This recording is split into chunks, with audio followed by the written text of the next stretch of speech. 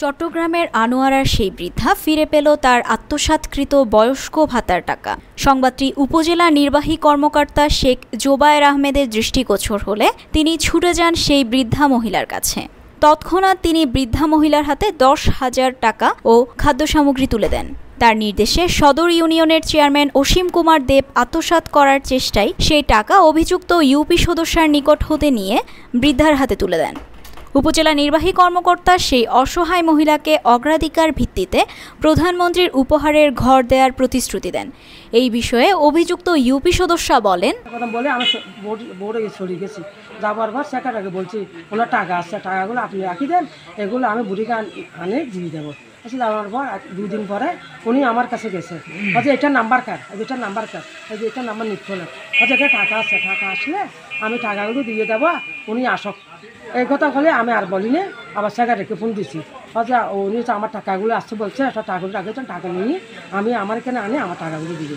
এই কথাটা বলার সাথে সাথে এই আমার জন্য এই ফেসবুকে দিছে, সাংবাদিক আনছে, নিউজে দিছে, এই করতেছে।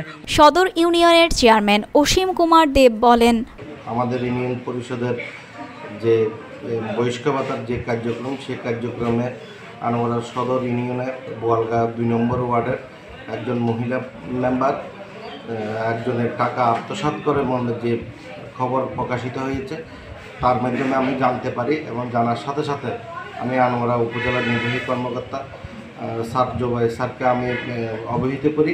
স্যার আমাকে নির্দেশনা দিয়েছে যে ওখানে গিয়ে মহিলা মেম্বারকে ডেকে তার সত্যতা যাচাই করে যে ওর টাকাটা যেভাবে ফেরত দেওয়া যায় সেই ব্যবস্থাগুলো। আমি সাথে সাথে মহিলা মেম্বারকে ডেকে তার স্বীকারোক্তি মতে ওর মহিলা মেম্বারের ছেলে টাকাগুলো ওর মোবাইলে নিয়ে ফেলেছিল। আমি সাথে সাথে টাকাগুলো নিয়ে স্যারের নির্দেশনা মোতাবেক ওই ভুক্তভোগীকে আমি টাকাগুলো ফেরত দিই এবং স্যার আমাকে বলেছে যে বঙ্গবন্ধু শতবার্ষিকীর যে প্রধানমন্ত্রীর উপহার ঘর, নতুন ঘর, সেই ঘর একটা ঘর ওকে দেওয়ার জন্য আমি স্যারকে জানিয়েছি। ইতিমধ্যে ওই মহিলার নাতির নামে একটি লিস্ট আমরা স্যারকে জমা দিয়েছি।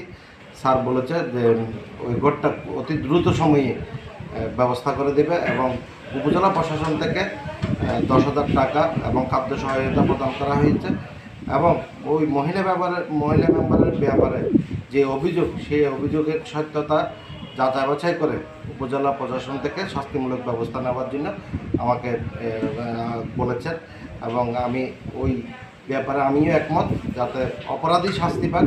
এ ধরনের কাজ যাতে ভবিষ্যতে কোনো পরিষদের মেম্বার চেয়ারম্যানরা করতে না পারে, তার সেরকম একটা দৃষ্টান্তমূলক শাস্তি আমি দাবি করছি।